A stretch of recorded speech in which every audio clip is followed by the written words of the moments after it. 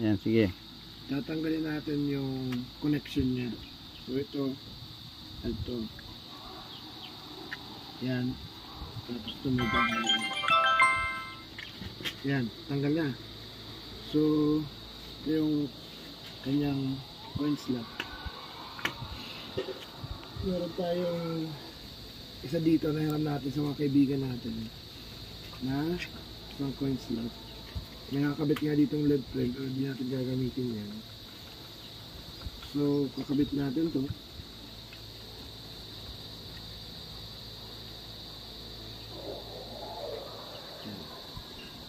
Tapos, kakabit natin ng GST pin.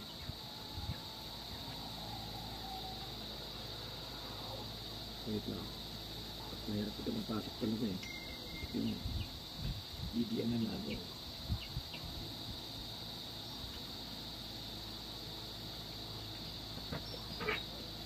Ngayon, testingin na natin kung gagana ba ang setup na ito sa nahiram nating Coin slot.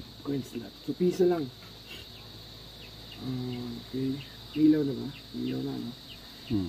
Yan, may ilaw. Insert coin. Okay.